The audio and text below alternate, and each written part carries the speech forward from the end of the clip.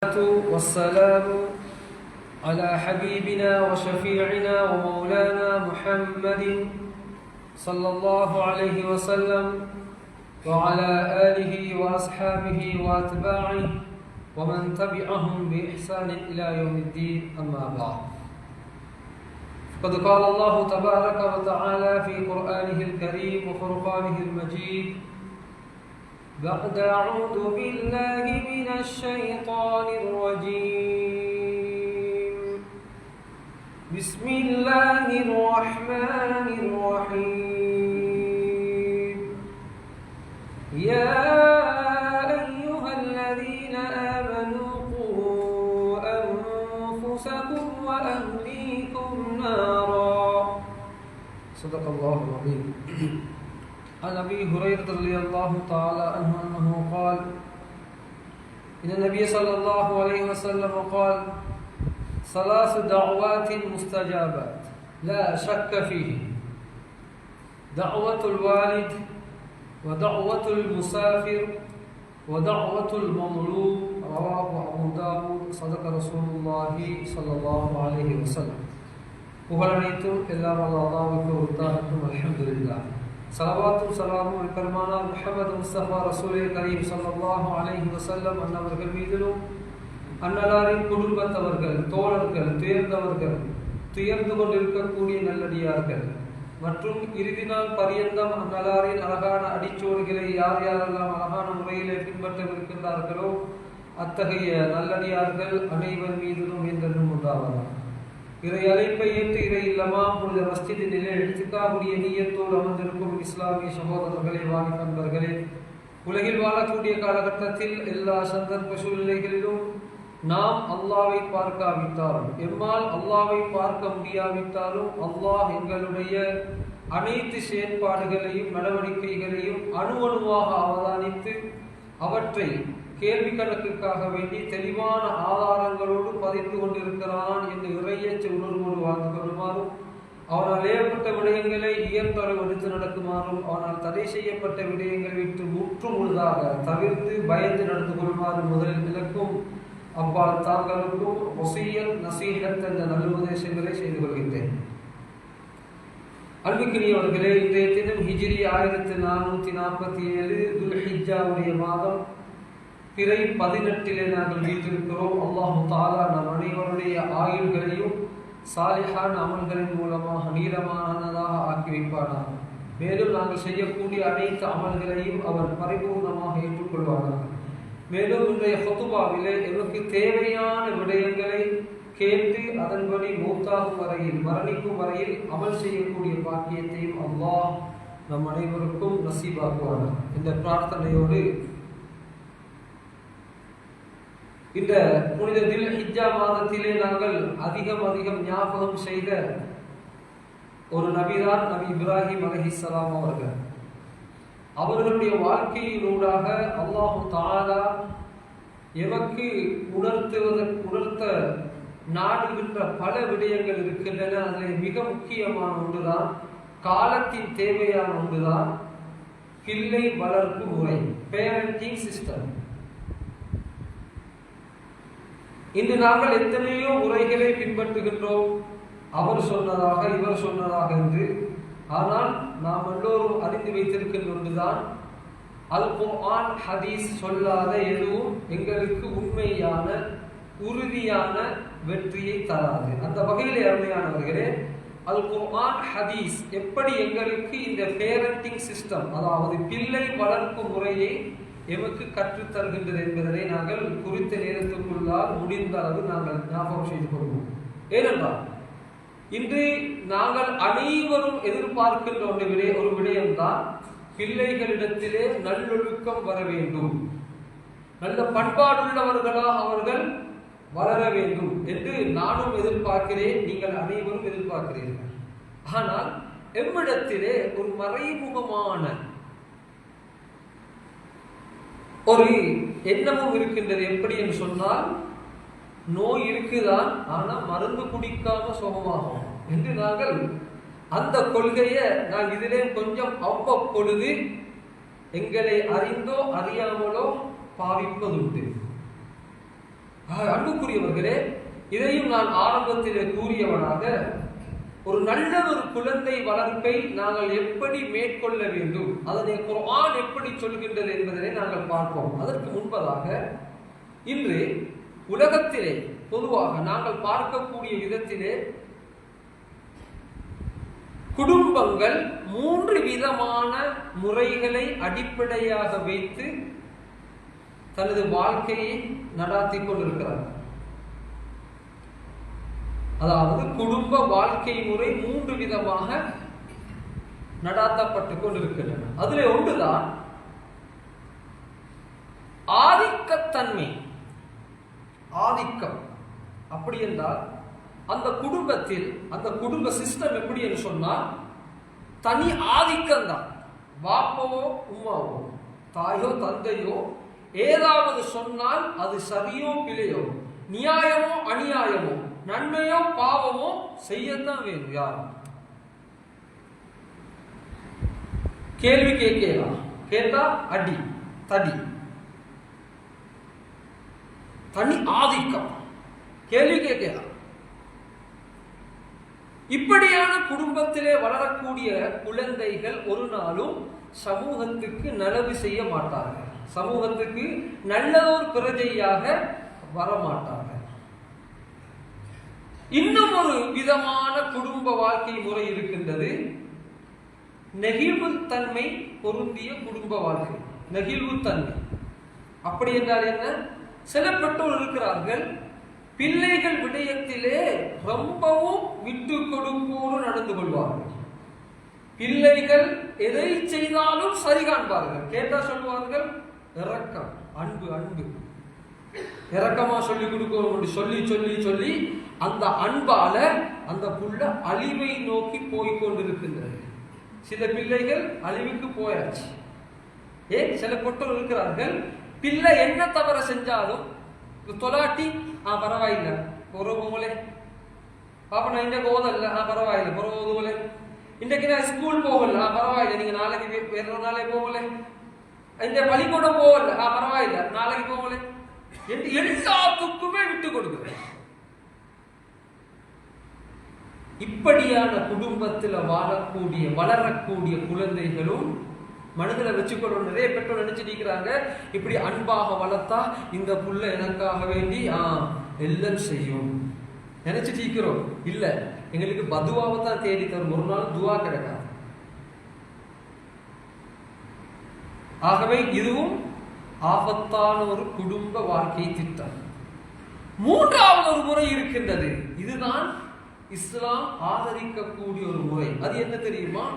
அதிகாரத்தன்மை பொருந்திய அதிகாரத்தன்மை கொண்ட குடும்ப வாழ்க்கை திட்டம். அப்படி என்றால் என்னன்னு சொன்னால், அந்த குடும்பத்திலே நன்றாக கேட்டுக்கொள்ள வேண்டும், பெற்றோர் தாம் செய்ய வேண்டிய கடமைகளை சரியாக செய்வார்கள். அதே போன்று பிள்ளைகளுக்கும் அவர்கள் செய்ய வேண்டிய கடமைகளை சரியாக சொல்லிக் கொடுப்பாங்க. ஆண் குழந்தையாக இருக்கலாம், பெண் பிள்ளையாக இருக்கலாம், தெளிவாக சொல்லிக் கொடுப்பாங்க. இவங்க அவங்களோட அவங்களோட கடமையை செய்யும். பெற்றோர் தந்தை அவருடைய கடமையை செய்யணும். அவருடைய முதலாவது கடமை, பிரதான கடமை, குடும்பத்துக்கு ஹலாலான உணவை கொண்டு வந்து சேர்க்கிறது தொடக்கம் மற்ற எல்லாமே அதை தந்தை செய்யணும். அங்கள தாய் தன்னுடைய கடமையை செய்யணும். பிள்ளைகளுக்கும் அவர்கள் என்ன செய்ய வேண்டும் என்றதை சொல்லிக் கொடுப்பாங்க. தெளிவாக சொல்லி, இதுக்கு சொல்வார்கள் அதிகாரத்தை பரவலாக்கி கொடுக்கிறது. இப்படியான குடும்பத்திலே வளரக்கூடிய குழந்தைகள் தான் சமூகத்துக்கு உருப்படியான குழந்தைகளாக வெளிவருவார்கள். ஆகவே நாங்கள் ஒவ்வொருவரும் இப்ப கணக்கு போட்டு பார்க்கணும், ஏன குடும்ப சிஸ்டம் எப்படி போகுது. அந்த வகையில் அருமையானவர்கள், இதற்காக இஸ்லாம் எமக்கு சில வழிகாட்டல்களையும் தந்து கொண்டே இருக்கு. நான் இன்றைக்கு எடுத்த எடுப்பிலே ஏதோ ஒரு குறையோ குற்றமோ வந்தா பிற மக்களை தான் பார்ப்போம். அப்படித்தானே? ஒத்துமைன்னு பேச சொல்ல உலகத்தில் ஈக்கிய ஒத்துமைய, நாட்டில் ஈக்கிய ஒத்துமைய, ஊர் ஒத்துமையை தான் பார்க்கிறோமே ஒழிய எங்களோட வீட்டுள்ளுக்கு ஒத்துமை ஈக்கிறார்கள் அதை பார்க்கறாங்க. அதே மாதிரி ஒழுக்கத்தை பத்தி பேசும் பொழுது எவனையோ புள்ள ஒழுக்கம் இல்லாமல் இருப்பதையும் எங்கேயோ ஒழுக்கம் இல்லாமல் நடந்து கொள்வதையும் நாங்கள் பேசுறோம். ஏண்ட புள்ள அல்லது எனக்கட்ட ஒழுக்கம் இருக்குதா? ஏண்ட பேச்சுவார்த்தையில, என்னுடைய ஆடைகள்ல, என்னுடைய நடவடிக்கைகள் ஒழுக்கம் இருக்குதா? என்னுடைய குழந்தை கிட்ட ஒழுக்கம் இருக்குதா? என்னுடைய மனைவி கிட்ட ஒழுக்கம் இருக்கிறதா? இதை நாங்க பார்க்கிறோம். அல் குர்ஆன் தெளிவாக சொல்கிறது, ஈமான் கொண்ட விசுவாசிகளே, கூ அன்ஃபுஸக்கும், முதல்ல நீங்க உங்களை காப்பாத்திக்கோங்க. வ அஹ்லீக்கும் நாரா, பிறகு உங்களோட குடும்பத்தை காப்பாத்திக்கோங்க. இதை விட்டு நரக நெருப்பை விட்டு. ஆகவே ஆரம்பிக்கப்படணும் எங்கள் இருந்துதான். எந்த மாற்றமும் ஆரம்பிக்கப்பட வேண்டியது எங்களுக்கு, பிறகு எங்கட பிள்ளைகள். ஆகவே அந்த வகையில் அருமையானவர்களே, நாங்கள் இந்த குடும்ப பிள்ளை வளர்ப்பு விடயத்திலே மிகவும் நிதானமாக கவனமாக நடந்து கொள்ள வேண்டும். இன்னும் ஒரு விடயத்தை ஞாபகம் செய்து கொள்கிறேன். வெற்றிகரமான சக்சஸ்ஃபுல் பேரண்டிங் சிஸ்டம், ஒருத்தர் குழந்தைய நல்லா வளர்த்திருக்கிறாரு, அவருடைய குழந்தை வளர்ப்பு சக்சஸ், வெற்றி. இதுக்கு என்ன அடையாளம்? புள்ள நல்ல ஒரு ஜொப்புக்கு போய்த்தாரு, அல்லது நல்ல ஒரு தொழில் அதிபரா பிசினஸ் மேனாக வந்துட்டாரு, நல்ல கோடிக்கணக்கு சொத்துக்கு உரிமையாளராக மாறிட்டாரு, அதான் இல்ல. அது ஹதீஸ் தெளிவாக சொல்லுது. எப்படி? யார் என்று சொன்னா, எந்த குழந்தை, நன்றாக கேட்டுக்கொள்ளுங்க பெற்றோர்கள், எந்த குழந்தை தனது பெற்றோருக்கு அவர்கள் உயிரோடு இருக்கின்ற பொழுதும் அவர்கள் மரணித்ததற்கு பிறகும் துஆ கேட்கக்கூடிய குழந்தைகளாக இருப்பார்களோ, அந்த குழந்தைகளின் பெற்றோர் தான் சரியான வெற்றிகரமான பிள்ளை வளர்ப்பை செய்திருக்கிறார்கள். நாங்கள் யோசிக்கணும், நாங்கள் எங்களோட குழந்தைகளை வளர்க்கிறோம், குறைந்தபட்சம்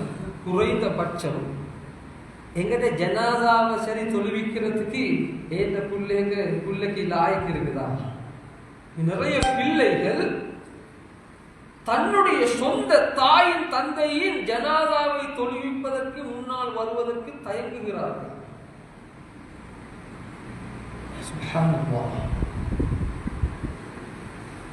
ஆக அருமையானவர்களே, அடிக்கடி இதை பார்க்கணும்.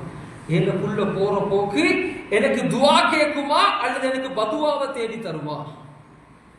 இது அடிக்கடி நாங்க பார்க்கணும். ஆகவே இப்படியா இஸ்லாம் சொல்லக்கூடிய ஒரு ஹதீஸில் நபி ஸல்லல்லாஹு சொன்னார்கள் அல்லவா, ஒரு மனிதன் மரணித்து விட்டால் அவனுடைய செயலேடு அப்படி மூடப்பட்டு விடும், எந்த நன்மையும் பதியப்பட மாட்டாது. ஆனா அவன் செய்துவிட்டு போற 3 விடயங்கள்ல நன்மை பொய்த்துக்கொண்டே. அது ஒன்று சொன்னார்கள் அல்லவா நபி ஸல்லல்லாஹு அலைஹி வஸல்லம். என்ன சொன்னார்கள்? வலதின் ஸாலிஹின் யதுஉ லஹ், ஒரு குழந்தை தன்னுடைய பெற்றோருக்காக கேட்கின்ற துஆ அது கபருக்கு வைத்துக்கொண்டே இருக்கும். அதனாலதான் நாங்க சின்ன பிள்ளைகளுக்கு, எங்கட பிள்ளைகளுக்கு நாங்க பழக்கணும், குறைந்தபட்சம் ரப்பிர்ஹம்ஹுமா கமா ரப்பயானி ஸகீரா, குர்ஆன் சொல்லி தருது. வகுர் ரப்பி சூரத்துல் இஸ்ரா, அதுல அல்லாஹ் சொல்லி தருகிறான், நீங்க இப்படி துஆ கேளுங்க. என்ன அர்த்தம்? யா அல்லாஹ், என்னுடைய பெற்றோர்கள் என்னை சிறு வயதிலிருந்து எப்படி அன்பாக பண்பாக வளர்த்தார்களோ, நீ அது போன்று அவர்களுக்கும் நீ கருணை அன்பு காட்டிரியா அல்லாஹ் என்று துஆ செய்யுமாறு அல்லாஹ்வே சொல்லி தருகிறான். குறைந்தது அதை சரி நாங்க செய்யணும். எங்கட புள்ள எங்களுக்கு துஆ கேட்கிறத எதிர்பார்க்கறதுக்கு முந்தி நாங்க முதல்ல யோசிக்கணும், பெற்றோர்களாகிய நாங்க எங்கட பெற்றோருக்கு துஆ செய்யறோமா இல்லையா? ஆக அருமையானவர்களே, அந்த துஆவையும் நான் ஆரம்பத்திலே ஞாபகப்படுத்தியவனாக, அடுத்ததாக இஸ்லாம் எமக்கு ஒரு மிக முக்கியமான ஒருவருடைய குழந்தை வளர்ப்பு முறையை மையப்படுத்தி இறக்கப்பட்ட அந்த சூராவை வைத்து நாங்கள் இந்த சில விடயங்களை ஞாபகம் செய்து கொள்வோம். அதுதான் ஹஸரத் லுக்மான் அலைஹிஸ்ஸலாத்து வஸ்ஸலாம். எல்லாருக்கும் தெரியும், குர்ஆனிலே வரக்கூடிய மிக முக்கியமான ஒரு சூரா லுக்மான். இதுல அல்லாஹ் பல விடயங்களை சொல்கிறார். மிக முக்கியமான விடயம் என்னன்னு சொன்னால், ஒரு குழந்தையை வளர்க்கின்ற பொழுது எப்படி நாங்கள் நடந்து கொள்ள வேண்டும். அது முதலாவதாக அந்த லுக்மான் அலைஹிஸ்ஸலாம் அவர்கள் தன்னுடைய மகனுக்கு சொல்லக்கூடிய புத்திமதிகள் முதலாவது என்ன தெரியுமா? என்ன சொல்கிறார்கள்? முதலாவது நாங்கள் பிள்ளைகளுக்கு சொல்லிக் கொடுக்க வேண்டிய விஷயம்தான், யா புனைய லா துஷ்ரிக் பில்லாஹ், என் அருமை மகனே அல்லது மகளே, நீ ஒரு நாளும் அல்லாஹ்வுக்கு எதையும் இணை வைக்க கூடாது. எப்பவும் அல்லாஹ்வை தான் பயப்படணும்.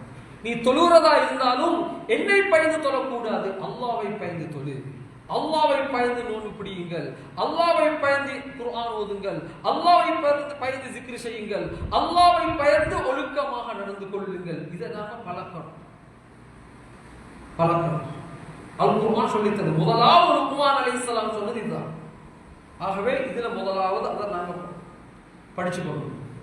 இரண்டாவது சொல்லக்கூடிய 9 விஷயங்கள் இருக்குது. நான் சுருக்கமாக சொல்லிட்டு போறேன். முக்கியமான விடயங்களை மட்டும் நாங்கள் விரிவாக பார்ப்போம். இரண்டாவது அல் குர்ஆன் சொல்லுகின்ற விடயம் தான், எங்களுடைய பிள்ளைகளுக்கு சொல்லிக் கொடுக்க வேண்டியது பெற்றோரை மதிக்கின்ற முறை.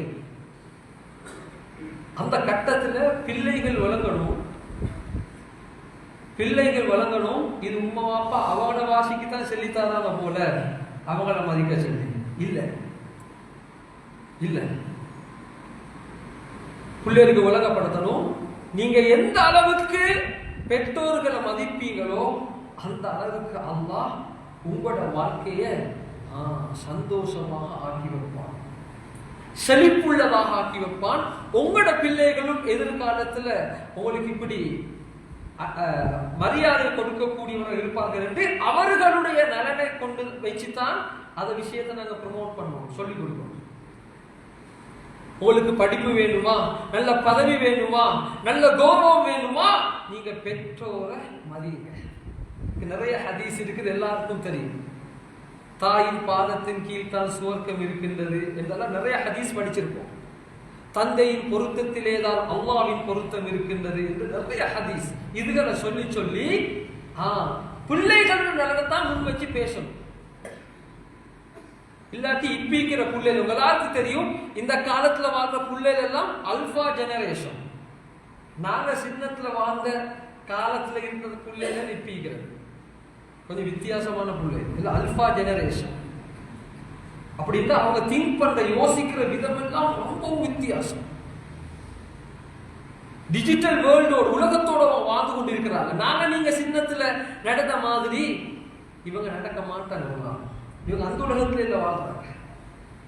நிறைய டெக்னாலஜிஸ், தொழில்நுட்பங்கள் நிறைந்த உலகத்துல பிள்ளைகள் வாழ்றாங்க. ஆகவே இன்றைய காலத்துல உண்மையிலேயே யாருக்கும் மறுக்கவும் மறைக்கவும் முடியாத உண்மைதான், ஒரு குழந்தைய நல்ல ஒழுக்கமுள்ள பண்பாடுள்ள குழந்தையாக வளர்த்தெடுக்கிறது ரொம்பவும் சவால் மிக்க ஒரு செயல். ஆனா செய்யத்தான் வேணும்.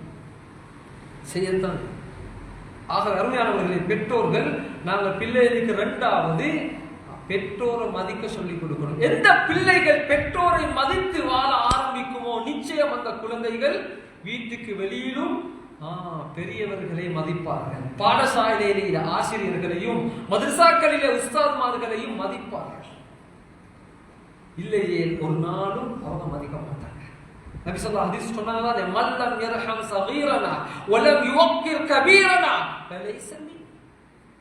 யார் சிறியவர்களுக்கு இரக்கம் காட்டவில்லையோ, பெரியவர்களை மதிக்கவில்லையோ, இவர்கள் என்னை சேர்ந்தவர்கள் அல்ல. ஆக அருமையானவர்களே, இந்த ஹதீஸ்களை எல்லாம் சொல்லி முதல்ல பெற்றோரை மதிக்கிறதுக்கு நாங்கள் பிள்ளைகளும் பழக்கணும். அந்த விடயத்துல இன்னொரு விடயத்தை நாங்கள் பிள்ளைகளுக்கு பழகி கொடுக்கணும். பெற்றோரை மதிக்கிறதுல ஒன்றுதான் அவங்க சொல்ற மாதிரி சொல் பேச்ச கேட்டு நடக்கணும். இதுல இன்னொரு விஷயத்துல கருத்துல கொள்ளணும். இந்த பிள்ளைகளும் நன்றாக கேட்டுக்கொள்ளணும். சில பிள்ளைகள் என்கிட்ட கேட்ட கேள்விதான், எங்கட பெற்றோர் எங்களுக்கு இஸ்லாம் தடை செய்த விடயங்களை சொன்னால் நாங்க அந்த சந்தர்ப்பத்திலே பெற்றோர் சொல்லை கேட்க வேண்டுமா? சில பெற்றோர் அப்படி சொல்லி கொடுப்பாங்க தானே, இஸ்லாத்துக்கு முரணான விடயங்கள், புள்ள நீ இப்படி செய், இப்படி கேளு, இப்படி நீ செய், இந்த புள்ளைக்கு வழங்கும், இது இஸ்லாத்துல இப்படி இல்லையே. அதையும் அல்லாஹ் குர்ஆன்ல அப்பவே சொல்லி தந்துட்டான். அல்லாஹ்வுக்கு தெரியும் எங்களை பத்தி. எப்படி சொல்றார்? வஇன் ஜாஹதக, அதாவது அவர்கள் பெற்றோர், உங்களுடைய பெற்றோர் அல்லாஹ்வுக்கு மாற்றமான விடயங்கள், இஸ்லாத்திலே மார்க்கத்திலே தடை செய்யப்பட்ட விடயங்களை செய்யுமாறு உங்களுக்கு கூறினால் ஃபலா துதிஹுமா, அவர்கள் அந்த கட்டத்தை பின்பற்றக்கூடாது. இல்ல உம்மை சன் இவருக்கு அடிச்சு போட்டு வர சொல்லி, வாப்ப சன் இவருக்கு ரெண்டா போட்டு வர சொல்லி, உம்மை சன் இவரோட பேச வாங்க சொல்லி, இந்த கட்டத்துல ஒரு நாளும் எந்த பிள்ளைகளும் பெற்றோருக்கு கட்டுப்படக்கூடாது. அந்த விடயத்தில், அதாவது இஸ்லாத்துக்கு முரணான விடயத்துல யாரும் எவருக்கும் பின்பற்றக்கூடாது, எவரையும் பின்பற்றக்கூடாது. அடுத்ததாக அல் குர்ஆன் சொல்கின்றது, நாங்கள் சொல்லிக் கொடுக்க வேண்டிய அடுத்த பகுதி என்ன தெரியுமா? லுக்மான் அலைஹிஸ்ஸலாம் சொல்லிக் கொடுக்கிறார்கள், யா புனைய, என் அருமை மகனே, இன்னஹா இன் தகு மிஸ்கால ஹப்பத்தின் மின் ஹர்தல் ஃபதகுன் ஃபீ ஸஹ்ரத்தின். முக்கியமான ஒரு ஆயத், நல்லா கேட்டுக்கணும். பிள்ளைகளுக்கு சின்ன வயசுல பழக்கணும், மகனே அல்லது மகளே, நீங்க ஒரு நன்மையை செய்தாலும் கடுகளவு, ஹதீஸ்ல வந்து குர்ஆன்ல எப்படி வருது, கடுகின் வித்தளவு, கடுகையே சின்னஞ்சிருச்சு, அது வித்து எப்படி இருக்கும்? ஹப்பத்தின் மின் ஹர்தல், கடுகின் வித்தை, கடுகுடைய வித்தை விடவும் நீங்க சிறியதொரு நன்மையை அல்லது பாவத்தை நீங்கள் ஒரு பெரும் பாறாம் கல்லுக்குள்ளால் நுழைந்து யாருக்கும் தெரியாமல் செய்தாலும், அல்லது அவ் ஃபிஸ் ஸமாவாத் அவ் ஃபில் அர்த் யத்தி பிஹல்லாஹ், நீங்க எங்கதான் எந்த பாவத்தை எந்த நன்மையை செஞ்சாலும் நிச்சயமாக அல்லாஹ் அதனை வெளியே கொண்டு வருவார் மறுமை நாளில். இத பிள்ளைகளுக்கு நல்லா பழக்கணும். உங்களுக்கு எல்லாருக்கும் தெரியும், இந்த காலம் கையடக்க தொலைபேசி ஹேண்ட் போனோட பிள்ளைகள் தன்னுடைய வாழ்க்கையை அதிகமான நேரம் கழிக்கின்ற ஒரு காலத்துல வாழணும். இந்த காலம் நினைச்ச பாவத்தை செய்ய இயலுமான ஒரு காலம். முந்தின ஒரு காலம் எப்படி இருந்துச்சு, நாங்க பாவத்தை தேடி போகணும், அல்லது ஒரு பாவம் செய்யறா எங்கேயாவது போகணும், பெய்துதான் செஞ்சு போட்டு வாரு. இப்ப அப்படி இல்லை, எங்காவது வீட்டுக்குள்ளுக்கே விபச்சாரம் நடக்கும். நபி அவங்க சொன்னார்கள் ஸல்லல்லாஹு அலைஹி வஸல்லம், என்ன சொன்னார்கள், மறுமை நாள் நெருங்குகின்ற பொழுது விபச்சாரம் பகிரங்கமாக நடைபெறும். அது நாங்க நீங்க எதிர்பார்க்கிற விபச்சாரம் மட்டுமல்ல, இதுவும் அதுதான். ஆக அருமையானவர்களே, பிள்ளைகளுக்கு சொல்லிக் கொடுக்கணும், மகனே நீ எந்த பாவத்தை செய்தாலும் எந்த நன்மையை எப்படி செய்தாலும் எங்கு செய்தாலும் நிச்சயமாக அல்லாஹ் அதனை செய்த மாதிரியே கொண்டு வருவான். எப்படி நாங்கள் எல்லோரும் படிச்சிருக்கிறோம், நாம் உலகத்தில் செய்யக்கூடிய பாவங்கள் அல்லது நன்மைகள் பதியப்படுகின்ற விதம் எப்படி எல்லாருக்கும் தெரியுமே. வாயால பேசுற நல்லதோ கெட்டதோ அதை பதியறதுக்கு அல்லாஹ் ரகீப் அதீத வச்சிக்கிறான், வலது இடது புறங்கள்ல பதிஞ்சு கொண்டே இருக்கிறாங்க. குர்ஆன் சொல்லுது, மா யல்ஃபிது மின் கௌலின் இல்லா லதைஹி ரகீபுன் அதீத், இதனை யாராலும் அழிக்க முடியாது. அடுத்தது அல்லாஹ் முழு உடலையும் ஒரு ரெக்கார்டிங் சிஸ்டமாகத்தான் வச்சிருக்கிறான். நான் உலகத்தில் எதை செஞ்சாலும் எங்களோட முழு உடலும் அதை ரெக்கார்ட் பண்ணிக்கொள்ளும், பதிவு செஞ்சு கொள்ளும், ஒன்று மிஸ் ஆகாது.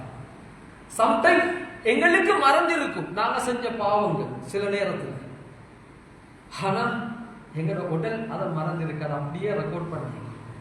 உடல் மட்டுமல்ல அருமையானவர்களே, நாங்கள் நடமாடுகின்ற பூமி, இந்த பூமி கூட நானும் நீங்களும் செய்யக்கூடிய எல்லா செயற்பாடுகளையும் நல்லதோ கெட்டதோ பதிவு செஞ்சு கொண்டுதான் இருக்குது. இப்ப நீங்க உட்கார்ந்து இருக்கிறீங்க, இந்த நாள் துல்ஹிஜ்ஜாவுடைய மாதம் 18ஆம் பிறை இந்த இடத்துல உட்கார்ந்து இருக்கிறீங்களோ, நீங்க எந்த இடத்துல உட்கார்ந்து இருக்கிறீங்களோ, நாளை மறுமை நாளையில் அல் குர்ஆன் சொல்லுது, யௌமஇதின் துஹத்திஸு அக்பாரஹா, நாளை மறுமை நாளையிலே இந்த பூமி சொல்லுமா, யா அல்லாஹ் தினத்தை சொல்லி டேட்டை சொல்லுமா. துல்ஹிஜ்ஜாவுடைய மாதம் ஹிஜ்ரி 1447 துல்ஹிஜ்ஜா மாதம் வெள்ளிக்கிழமை என்று எங்கட பெற்றோட பேரை சொல்லி, குறிப்பாக தந்தையுடைய பேரை சொல்லி, இன்னாருடைய மகன் இன்னார் எனக்கு மேலால் உட்கார்ந்து உன்னை பற்றி பயான் சொல்லுவதை கேட்டுக்கொண்டிருந்தார் என்று நாங்கள் ஒவ்வொருத்தரும் உட்கார்ந்து இருக்கிற இடம் சொல்லும். இதே நேரம் பள்ளிவாசலுக்கு இல்லாம வெளியிருந்தா அந்த இடம் மத்த மாதிரி சொல்லும். இப்படி பயான் நடைபெற்றுக் கொண்டிருந்தும் இவன் பள்ளிவாசலுக்கு செல்லாமல் இதனை செய்து கொண்டிருந்தார் என்று அந்த இடமும் பேசும், ரெண்டையும் சொல்லும். ஆக நன்மையானவர்களே, அல்லாஹ்வோட ரெக்கார்டிங் சிஸ்டத்தால யாருக்கும் தப்பேனா. இப்ப ரெக்கார்ட் பண்ணியாச்சு, இது எப்படி அழிக்கிறது? அது அடுத்த கேள்வி. ஏதாவது வைரஸ் இருக்குதா? இல்ல, எந்த வைரஸும் இல்லை. ஆனா அல் குர்ஆன் ஹதீஸ் எங்களுக்கு சில வைரஸ்களை சொல்லி தருது. இந்த பாவங்களை அழிக்கிற வைரஸ் என்ன வைரஸ்? அது இஸ்திக்ஃபார், தௌபா.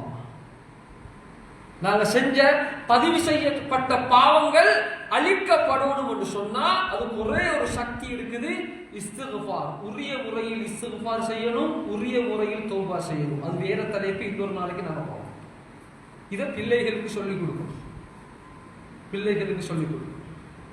நாலாவதாக லுக்மான் அலைஹிஸ்ஸலாம் சொல்லிக் கொடுக்கிறார்கள், யா புனைய அகிமிஸ் ஸலாஹ், என் அருமை மகனே நீ தொழுகையை நிறைவேற்று.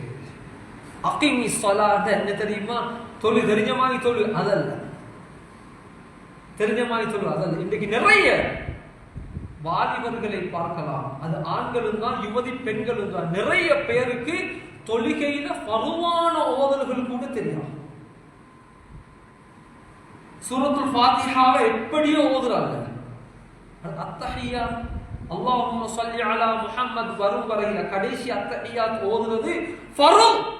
ஒரு எழுத்துத்தறி பிழையாகினா தொழுகை கபூல் செய்யப்பட மாட்டாது. ஆனா நிறைய பேர், ஆண்களும் இருக்கிறார்கள் பெண்களும் இருக்கிறார்கள், அத்தஹியாத் ஓத தெரியாது. அகிமிஸ் ஸலான்னா எல்லாம் தான். எப்படி தொழுகிற முறையிலிருந்து சொல்லிக் கொடுக்கணும். இஸ்லாம் என்ன சொல்லுது?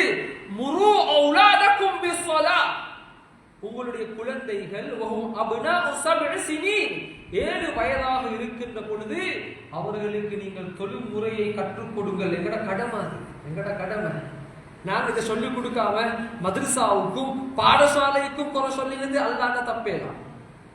அல்லாஹ் எங்களுக்கு தான், பெற்றோர்களா எங்களுக்கு தான் சொல்கிறான், உங்களுடைய குழந்தைகள் 7 வயதாக இருக்கின்ற பொழுது தொழும் முறைகளை கற்றுக் கொடுங்கள். 10 வயதாகியும் அவர்கள் தொழவில்லை என்று சொன்னால் அடியுங்கள்.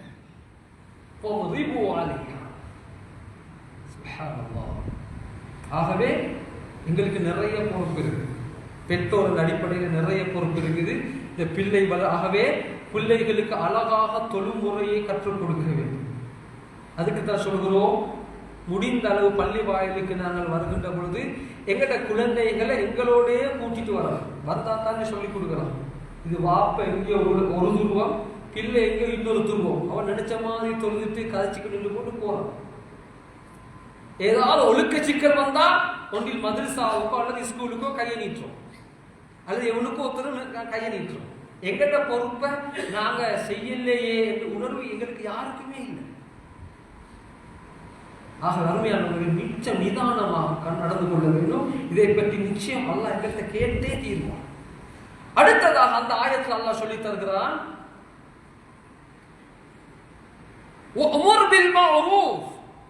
ஐந்தாவது லுக்மான் அலைஹிஸ்ஸலாம் சொல்லிக் கொடுக்கிறார்கள் பிள்ளைக்கு, நீ எப்பொழுதும் மற்றவர்களுக்கு நல்ல விடயங்களை சொல்லிக் கொடுங்கள். நல்ல விடயங்கள் அது எதுவாக இருக்கலாம், படிப்பு சம்பந்தமானதாக இருக்கலாம், வேறு என்னென்ன நலவுகள் இருக்குதோ இவற்றையெல்லாம் மக்களுக்கு நீங்கள் சொல்லிக் கொடுங்கள்.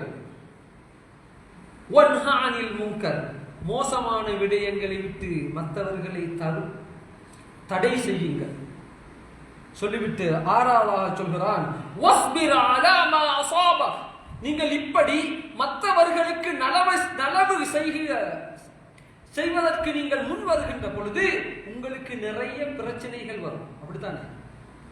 காய்க்கிற மரத்துக்கு தான் கல்லும் கொள்ளும் என்ற மாதிரி சமூகத்துல நலவு செய்கிறவங்களுக்கு தான் நிறைய ஏச்சும் பேச்சும். அது இயல்பு. இந்த உண்மையை தெரிஞ்சும் நிறைய பேர் ஏசுறார்கள் நீங்கிறார்கள். இந்த கட்டத்தில் அல் குர்ஆன் என்ன சொல்கின்றது? இவ்வாறு மக்கள் உன்னை நோவினைப்படுத்துகின்ற பொழுது, நீ நலவு செய்தும் நல்ல நோக்கத்தோடு சில நலவுகளை செய்தும் மக்கள் உன்னைக்கு ஏசினால், உன்னை பற்றி குறை கூறினால், நீங்கள் பொறுமையாக நில்லுங்கள். லுக்மான் அலைஹிஸ்ஸலாம் மானுக்கு சொல்லிக் கொடுக்கிறார். சுப்ஹானல்லாஹ். இதை பிள்ளைகளுக்கு பெற்றோர் நாங்க சொல்லிக் கொடுக்கிறோம். அடுத்து என்ன சொல்கிறார்? ஏழாவது, ولا تصعر خدك للناس. ஒரு நாளும், இது நல்லா பிள்ளைகளுக்கு சொல்லிக் கொடுக்கும் பெற்றோர்கள், ஒரு நாளும் மூத்தவர்களை நல்லவர்களை கண்டு முகம் சுழறிக்கு, அதாவது பெருமையின் காரணமாக கருமித்தனத்தை கொண்டு நீ உன்னுடைய முகத்தை திருப்பிக் கொள்ளக்கூடாது. இன்றைக்கு பார்க்கிறோம், முந்தி காலம் ஒன்று இருந்துச்சு, எங்களோட வாலிபர்கள் மாணவர்கள் பெற்றோரை கண்டா, மூத்தவர்களை கண்டா, ஆசிரியர்களை கண்டா சலாம் சொல்லுவார்கள். இன்றைக்கு நிறைய பேர் அங்க வாப்ப வாராரா, மாமா வாராரா, சேர் வாராரா, ஹசரத் வாராரா, இவருக்கு எஸ்கே இப்படி பழக்கக்கூடாது. அன்பானவர்களே, ஒழுக்கம் ஒழுக்கம் என்று வார்த்தையில் இருக்காமல் அந்த ஒழுக்கத்தின் வடிவத்தை சொல்லிக் கொடுக்கணும். ஒழுக்கம் என்றா என்ன? ஒழுக்கம் என்றா ஒழுக்கம் எல்லாத்துலயும் பேணப்படணும். பேச்சில் ஒழுக்கம் இருக்கணும். அப்ப எப்படி பேசணும்னு சொல்லிக் கொடுக்கணும். முடிவற்றது இன்னைக்கு அடுத்த மிகப்பெரிய பிரச்சனை. முடிவற்றத்துல ஒழுக்கத்தை சொல்லிக் கொடு. எப்படி நீ முடிவெட்டினா மக்கள் ஒண்ணு மதிப்பாங்க, இதை சொல்லிக் கொடுக்கணும். பாருங்க, லுக்மான் அலைஹிஸ்ஸலாம் அவர்கள் அழகாக சொல்லிக் கொடுக்கிறாங்க. மக்களோடு எப்படி முகம் கொடுக்கணும் அதை கூட சொல்லிக் கொடுக்கிறாங்க. சும்மா ஒழுக்கம் என்று பேசி வேறு சகோதரர்களே, ஒழுக்கத்தின் வடிவத்தை சொல்லிக் கொடுக்கணும். இப்படித்தான் ஒழுக்கம் என்றால் இதுதான், நீ இப்படித்தான் முடிவெட்டணும், இப்படி முடிவெட்டினா தான் மக்கள் உன்னை மதிப்பார்கள், என்னை மதிப்பார்கள். அதே மாதிரி ஆடை விடயத்துல பிள்ளைகளுக்கு வழிகாட்டணும். அவன் பிள்ளை அவன் நினைச்சத இதுதான் ஃபேஷன் பாப்பா, இதுதான் ஃபேஷன் உமான்னு அவன் சொல்லுவான். நாம சொல்லிக் கொடுங்க, இல்ல இல்ல இது ரவுடிஸ், அவன் ரவுடிஸ் உடுப்பு, இது ரஷ்யாத்காரன் உடுப்பு, இது ரஷ்யாத்கார ரவுடிட கட், இதை சொல்லிக் கொடுக்கணும். நம்ம பிள்ளைக்கு அவனுடைய செல்ஃப் ரெஸ்பெக்டை எப்படி பாதுகாக்கணும், சுய கௌரவத்தை எப்படி பாதுகாக்கணும் என்றதை நாங்க சொல்லிக் கொடுக்கணும். நீங்க இப்படி பேசினா தான் உங்களை மதிப்பாங்க, உங்களுக்கு எல்லாரும் துவா செய்வாங்க. நீங்க இப்படி முடிவெட்டினா தான் உங்கள் ஆட்கள் மதிப்பாங்க, நீங்க இப்படி ஆடை அணிஞ்சா தான் மக்கள் உங்களை மதிப்பாங்க. நாங்க சொல்லிக் கொடுக்கணும். இது எங்கட பொறுப்பு, கடமை. அதுல ஒன்றுதான் லுக்மான் அலைஹிஸ்ஸலாம் சொல்லிக் கொடுக்கிறார், நீங்க யாருடைய முகத்தை கண்டும் பெருமைத்தனத்தின் காரணமாக முகத்தை திருப்பிக் கொள்ளாதீர்கள். அவர்களுக்கு அழகான முறையில சலாம் சொல்லி அவர்களை வரவேற்பு செய்யுங்கள். சுப்ஹானல்லாஹ். அடுத்ததாக 8ஆவதாக சொல்லிக் கொடுக்கிறார்கள், வலா தம்சி ஃபில் அர்லி மர்ஹா, ஒரு நாளும் நீங்கள் பூமியிலே பெருமையோடு நடக்காதீர்கள். அப்படின்னு என்ன அர்த்தம் தெரியுமா? வக்ஸித் ஃபீ மஷி, அதே ஆயத்துல அல்லாஹ் இதை விளங்கப்படுத்துறார். எப்படி தெரியுமா? பிள்ளைகளுக்கு நாங்க சொல்லிக் கொடுக்கணும், பாதையிலே போகும்பொழுது எப்படி நடந்து கொள்ள வேண்டும். மூத்தவர்களை கண்டா, ஒரு காலம் இருந்துச்சு, கல்வி கற்றுத்தந்த உஸ்தாதுமார்கள் ஆசிரியர்களை கண்டா மாணவர்கள் வயது போனாலும் பரவாயில்லை, கையை கட்டி பைஸ்கில்ல போனா அதால இறங்கி மரியாதை செலுத்தின ஒரு காலம் இருந்துச்சு. எங்கேயாவது உட்கார்ந்து கதைச்சு கொண்டு இருந்தா அது சேர் வாராரு, இப்படி வாராரு, எலும்பின்னு ஒரு காலம் இருந்துச்சு. இப்ப எங்கட பிள்ளைகள் நிலைமையை பாருங்க, கண்டும் காணாத மாதிரி இருக்கலாம். இன்றைக்கு இதனாலதான் அருமையானவர்கள் இவ்வளவு சமூக சீர்கேடுகளை நாங்க கண்டு கொண்டிருக்கிறோம். எங்கட ரோலை நாங்க மறந்துட்டோம், எங்கட கடமையை மறந்துட்டோம். ஆகவே இதையும் கருத்தில் கொள்ள வேண்டும். அடுத்ததாக நபி ஸல்லல்லாஹு லுக்மான் அலைஹிஸ்ஸலாம் தன்னுடைய மகனுக்கு சொல்கிறார்கள், வஹுல் மின் சௌதிக், கடைசி உபதேசம் 9வது என்ன சொல்கிறார்கள்? மகனே, நீ மக்களோடு கதைக்கின்ற பொழுது உன்னுடைய சத்தத்தை, குரலை குறைத்து தாழ்மையாக கதை. சுப்ஹானல்லாஹ், சுப்ஹானல்லாஹ். இன்று எங்கட பிள்ளைகள் ஒன்றை சொன்னா 9 கேட்பான். கேட்டா இல்லை எங்கட வாப்பதான் சொல்லி இப்படி கேட்டா 2 கேட்டுட்டு வர சொல்லி, இல்லை எங்கட உண்மைதான் சொல்லி இப்படி. அன்று நான் ஒரு மாணவனிடம் அவருடைய கொண்டை வெட்டிருந்த முடி வெட்டிருந்த சேவை வச்சு நான் கேட்ட பிள்ளை என்ன இப்படி, அந்த மாணவன் என்ன பார்த்து கேட்கிறா, நீங்களும் இந்த வயசுல இப்படி முடி வெட்டிப்பீங்க தானே சார், எப்படியா உலகத்துல நாங்க வாழ்றோம். அல்லாஹ் அக்பர். ஆக அருமையானவர்களே, பெற்றோர்களாக எங்களிடத்துல மிகப்பெரிய ஒரு பொறுப்பு இருக்குது. எங்களுடைய பிள்ளைகளுக்கு சரியான வழிகாட்டல்களை கொடுக்கிறது. இந்த வழிகாட்டல்களோடு அல்லாஹ் ஒரு துஆவையும் சொல்லி தருகிறான். இஸ்லாத்துல ஒரு கன்செப்ட் இருக்குது, எதை செய்வதாக இருந்தாலும் முயற்சியும் செய்யணும், அதோட பெறலா துவாவும் போகணும். பிஸ்னஸும் அப்படித்தான், பிஸ்னஸே செய்யணும், துவாவும் செய்யணும். படிக்கவும் வேணும், துவாவும் செய்யணும். ரெண்டும் போனாதான் கடைசி முடிவு சக்சஸ். துவா கேட்கக்கூடிய பிள்ளைகள் உருவாக்கலாம். என்ன துவா? அல் குர்ஆன் தெளிவாக சொல்லி தருகின்றது. ரப்பனா ஹப் லனா மின் அஸ்வாஜினா வ ذُرِّيَّاتِنَا قُرَّةَ أَعْيُنٍ وَاجْعَلْنَا لِلْمُتَّقِينَ இமாமா. யா அல்லாஹ், எனது மனைவியர்கள் மூலமாகவும் என்னுடைய பிள்ளைகளின் மூலமாகவும் எனக்கு கண் குளிர்ச்சியை தந்திரியா அல்லாஹ். இந்த ரெண்டு பேருக்குத்தான் கிடைக்கிற இந்த சந்தோஷம் கிடைக்காம வேறு ஏதாவது சந்தோஷம் கிடைச்சாலும் அது உண்மையான சந்தோஷமாக இருக்காது, பூர்ணமான சந்தோஷமாக இருக்காது. ஆக அருமையானவர்களே, இந்த துஆக்களை நாங்கள் அடிக்கடி ஓதணும். அடுத்த அந்த துஆவுடைய கடைசி பகுதி என்ன?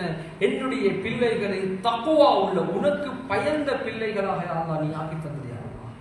இது வந்துட்டுன்னு சொன்னா மாஷா அல்லாஹ், நிச்சயம் அந்த பிள்ளைகள் எங்களுக்காக இருக்கிறது, நிச்சயமாக இருக்கிறது. ஆக அருமையானவர்களே, இந்த விடயத்தை நாங்கள் கவனத்தில் கொள்வதோடு இன்னொரு விடயத்தை நான் பிள்ளை வளர்ந்த பிள்ளைகள் எல்லா பெற்றோரும் கவனத்தில் கொள்ளணும். எங்களோட பிள்ளைகள் யாரோட சேர்றாங்க, ஃப்ரெண்ட்ஷிப். இது தனித்தலைப்பு, இன்ஷா அல்லாஹ் பேசப்பட வேண்டிய ஒரு தலைப்பு. கூட்டாளிமார் யார்? கூட்டாளிமார் யார்? நாளைக்கு நரகவாதிகள் கூட தான் நரகவாதி என்று தீர்ப்பு கொடுக்கப்பட்டு விட்டால் அவங்க தன்னுடைய கைகளை கடிப்பாங்க. குர்ஆன் சொல்லுது, அவங்க கையை கடிச்சு தான் நரகவாதியாக ஆனதற்கான அடிப்படையான 2 காரணங்களை சொல்லுவாங்க. நல்லா கேட்டுப்போம். அந்த 2 பேசிக்க விட்டதாலதான் நான் நரகவாதியாகினேன். அங்க யாரும் சொல்ல மாட்டாங்க, நான் தொழல, நோம்பு பிடிக்கல, அப்படி செஞ்சேன், இப்படி செஞ்ச, மக்கள் ஏமாத்தின, வட்டி எடுத்து, அதை சொல்ல மாட்டாங்க. இதுக்கு எல்லாத்துக்கும் அடிப்படையாக காரணமாக இருந்த 2 விடயங்களை சொல்லுவாங்க. ஒன்று என்ன? நான் நபி சொன்ன மாதிரி கேட்டு நடக்கலையே, அது உண்டு. 2வது என்ன தெரியுமா? நான் உலகத்தில் வாழ்கின்ற பொழுது நல்ல ஒரு மனிதனை என்னுடைய நண்பனாக நான் எடுத்துக் கொள்ளவில்லையே, நான் சேர்ந்தது முழுக்க நாசமாகி தரமட்டமா போனவர்களோடு அல்லவா என்று அதை சொல்லித்தான் கைகளை கடிப்பார்கள் என்று அல் குர்ஆன் சொல்கிறது. அல் குர்ஆன் சொல்கிறது. ஆகவே பெற்றோர்கள் பிள்ளைகள் யாரோடு சேர்றாங்க? பாடசாலையிலும் தான், மைதானத்திலும் தான், பயணத்திலும் தான். ஏன் பிள்ளை யாரோட சேர்றோம்? நிறைய புள்ளே, நல்ல டேலண்ட் ஆன புள்ளே, நிறைய பேர் நாசமாகி வழிதவறி போகிறது சேர்ற கூட்டாளிமார். இதையும் கவனத்தில் கொள்ளணும். இறுதியாக ஒரு விடயத்தை விழிப்புணர்வுக்காக சொல்லி முடித்துக் கொள்கிறேன். அதாவது நிறைய எங்களுடைய ஊரை சேர்ந்த சகோதரர்கள் ஹஜ்ஜிக்கு போய்விட்டு வந்திருக்கிறார்கள். இது பேசப்படாத சில, பேசப்பட வேண்டிய விடயம், ஆனால் பேசப்பட்டதுக்கு வரும். ஹஜ்ஜிக்கு போயிட்டு வந்தா, அது உம்ராவுக்கு போயிட்டு வந்தா எங்களோட வளமை ஒன்று இருக்குது. எங்களோட வளமை, நான் எங்களோட வீட்டுக்கு போவோம், போயிட்டு சலாம் முசாஃபஹா செய்வோம். அவை இப்போ அவங்க உண்மையிலேயே அங்கே போயிட்டு நன்மைகளை பல தியாகங்களோடு, ஹஜ் என்றாலே தியாகம் தானே, ஈதுல் அல்ஹா தியாகம். குர்ஆன் என்ன சொல்லுது? போயிட்டு செய்யணுமெண்டா தான் போகணும், அப்படித்தானே? மனிஸ்ததாஅ இலைஹி சபீலா. அதுக்குன்னு சொல்லி நான் ட்ராவலர்ஸ்களுக்கு சப்போர்ட் பண்ணல. அங்க போய் முன்ன பின்னே ஆகும், அங்க போய் சில கஷ்டங்கள் வரும். அப்ப நாங்க ஹஜ்ஜாஜிகளை சந்திக்க போய் நல்ல விஷயங்களை கேட்டுட்டு குயிக்கா வர பார்க்கணும். அங்க போய் அவர் மனுஷன் தானே, ட்ராவல்ஸ்ல எப்படி, சாப்பாடுகள் எப்படி, சண்டை தக்கம் வந்துச்சா, எத்த நீங்களும் கேம கேட்டீங்களா என்று இவர் தான் வாசலை திறந்துடு. இனி அவர் மனுஷன் தானே, ஆத்திரத்தால் அவரு எவ்வளோ கயோமி வலதத்து உம்முஹு, அன்று பிறந்த பாலகனை போல வந்தவரை நாங்க போயிட்டு நல்லதுதான் செய்ய போனோம். பாவம் அந்த மனுஷனுக்கு பாவத்தை சேர்த்து கொடுத்து போட்டு வரோம். ஹதீஸ் என்ன சொல்லுது? யார் ஹஜ்ஜுக்கு போய் அங்கே மோசமான வார்த்தைகள் பேசாம ஹஜ்ஜி கபூலாகணும்டா நிபந்தனைகள் ஒன்றுதான். அங்க போய் மோசமான வார்த்தையை பேசலாம். பேசினா எந்த டிராவல்ஸ்ல போயிட்டு வேலையில ஹஜ்ஜி கூடாது, ஹஜ்ஜில பணம் கிடக்காது. பாவம் அந்த மனுஷன் நாங்க தான் ஒசா பிச்சு போட்டு வரோம். இப்ப அவர் வார போற எல்லாருக்கும் நல்லது பேசுவார் 5 நிமிஷம், மற்ற 25 நிமிஷமும். ஆகவே அருமையானவர்களே, இதெல்லாம் சொல்லப்பட வேண்டிய சில விடயங்கள். ஆகவே ஞாபகத்திற்காக இதனை முன்வைத்த அல்லாஹ் சுப்ஹானஹு வ தஆலா கேட்ட விடயங்களை மூத்து வரைக்கும் சிறந்த முறையிலே எடுத்து அமல் செய்யக்கூடிய பாக்கியத்தை அல்லாஹ் நம் அனைவருக்கும் நசீபாக்குவாயாக. அல்லாஹ் என்னுடைய பிள்ளைகளுக்கு நல்லொழுக்கத்தை நல்ல பண்பாடுகளை கொடுத்து பெற்றோருக்காக துஆ கேட்கக்கூடிய பிள்ளைகளாக மாற்றி தந்தருவாயாக. ஆகிர் தஅவானா அல்ஹம்துலில்லாஹி ரப்பில் ஆலமீன். الحمد لله نحمده ونستعينه ونستغفره ونؤمن به ونتوكل عليه ونعوذ بالله من شرور أنفسنا ومن سيئات أعمالنا، من يهده الله فلا مضل له ومن يضلل فلا هادي له، ونشهد أن لا إله إلا الله وحده لا شريك له، ونشهد أن محمدا عبده ورسوله صلى الله على حبيبنا وشفيعنا ومولانا محمد صلى الله عليه وسلم وعلى آله وأصحابه وأتباعه ومن تبعهم بإحسان إلى يوم الدين. أما بعد، فيا عباد الله أوصيكم وإياي نفسي أولا بتقوى الله، فإن الله مع الذين اتقوا والذين هم محسنون. ويا أيها الأحباء في الله، بادروا بالأعمال الصالحة وصقلوها في موازينكم العادلة وقدموها ليومكم الآخرة، وكونوا من عباد الله الذين يستمعون القول فيتبعون أحسنه، أولئك الذين هداهم الله وأولئك هم أولو الألباب. فالله تعالى يقول وهو أصدق القائلين: فإذا قرأت القرآن فاستعذ بالله من الشيطان الرجيم. أعوذ بالله من الشيطان الرجيم. بسم الله الرحمن الرحيم. يا أيها الناس اتقوا ربكم الذي خلقكم من نفس واحدة وخلق منها زوجها وبث منهما رجالا كثيرا ونساء، واتقوا الله الذي تساءلون به والأرحام، إن الله كان عليكم رقيبا. صدق الله العظيم. بارك الله لي ولكم ونفعنا وإياكم بالآيات والذكر الحكيم. أقول قولي هذا أستغفر الله لي ولكم من كل ذنب فاستغفروه إنه هو الغفور الرحيم.